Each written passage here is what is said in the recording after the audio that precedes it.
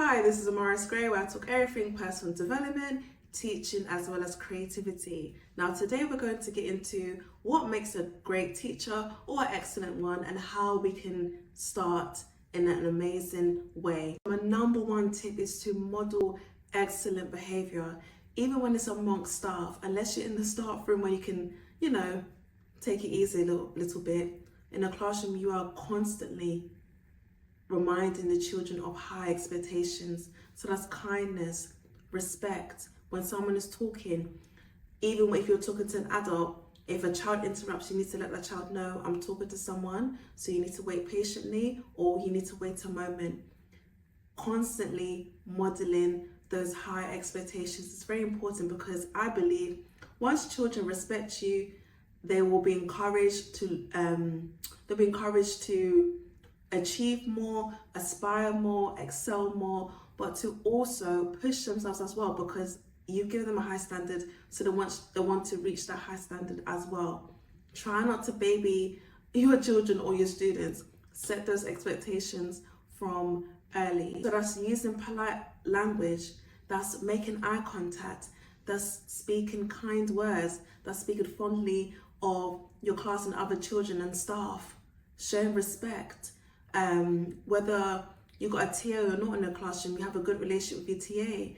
You let the class know that you and your TA are a team, or you and other staff members are a team. You work in conjunction with your staff, not against them. This is very, very important for your children to see this behavior, because they will model it amongst themselves. Create a positive environment. So that's a class charter, that is rules, expectations, but also have resources, like have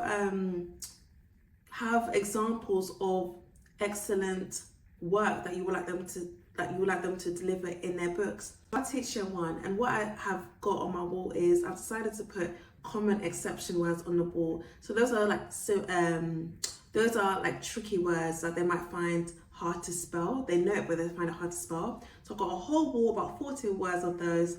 So at least if they're struggling, they can look on the board. Maths, for example, you can have numericons, you can have representations of numbers, you can have definitions of words around the classroom. Just make sure resources are available. For my year ones, I have sound mats on the tables. So at least if they are looking for a specific sound, they can find it. Even when you're working with higher up students, have resources available, dictionary, thesaurus, a laptop, a Chromebook. You even be open, so if they need to find an answer and they don't have access to the internet, research for them. Encourage them to use the library. Make sure resources are available, because that's ensuring that you've got a good environment for learning, but you're cultivating and you're teaching your students or pupils to be independent. I absolutely love this tip. Make your lessons interactive. So get your children to join in, or your students to join in. Now, they might not chime in a rhyme fashion if you're working with GCSE students, but still engage them. Have debates, have discussions. I remember during my A-levels, we had constant debates and discussions, and that really helped my arguments. My essays was better in English, religious studies, and history. Those are A-levels that I had done. So even if GCSE students still do the same, whether they're year 7 or year 11, get them to discuss, get them to come to the front and share their ideas with the class. This is not only building their confidence, but you're encouraging that independent and collaborative learning as well. They can work together as a team, but they can also show their points to the class. The next tip is to build good relationships with your pupils as well as your staff. Both are equally as important. So make sure you're communicating effectively, kindly, but also you are helping those around you as well. So it's not just the children. Think of ways where you can help the staff members around you. Create effective lesson plans. Think about what do you want your class to learn? How would you like them to learn it?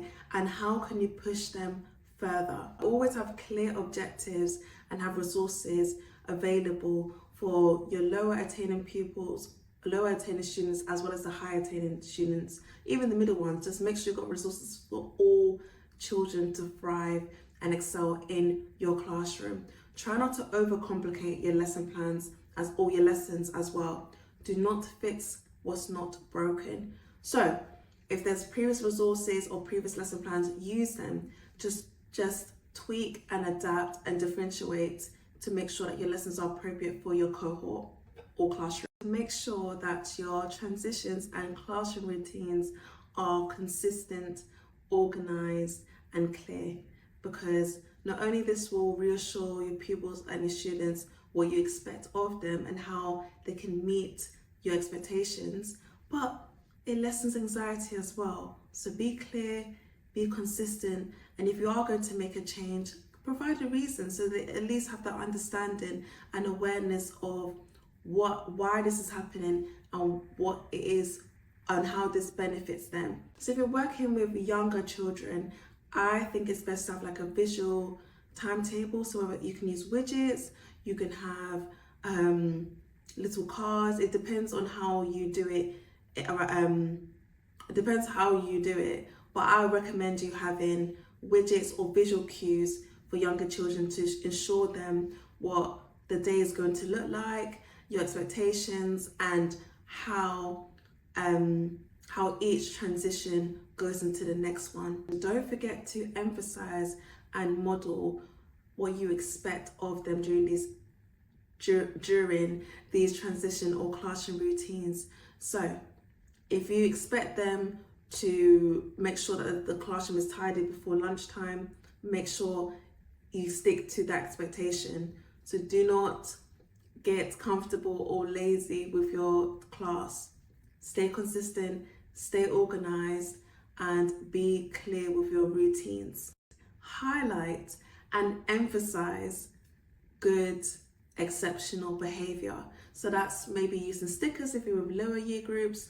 If you're with a higher year group, maybe positive phone calls home, positive letters home, or like nice postcards, positive points, rewards.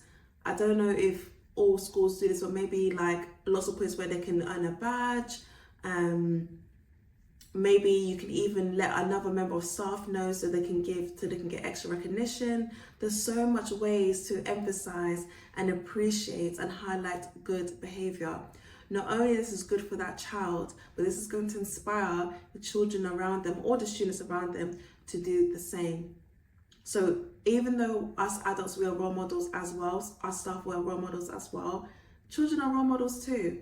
So you need to let them know what you expect of your class and highlight the children or the students that are doing that. So they're clear, they're confident, because they're seeing what is needed of them to achieve that reward. Hi, this was Amaris Gray. I hope you feel more prepared, I hope you feel more excited, and I hope you feel more capable to be a good or excellent teacher. It takes practice, it takes intention, but most importantly, it takes confidence. Remember, teaching it's not even only about teaching, it's about learning. You're helping children learn, you're helping students learn. So if you want them to be exceptional, if you want them to excel, you need to model that. Always be striving to learn. I tell my children all the time that even us adults, we're learning every day. So they know that it's a joint thing. Just because I'm teaching something, it doesn't mean that I'm not learning as well. Maybe not that topic, but I'm learning them. I'm learning their names. I'm learning what works for them, what works against them. So encourage that learning. Even when you make a mistake and learn an opportunity. And trust me, not only you will thrive, but your class will thrive also.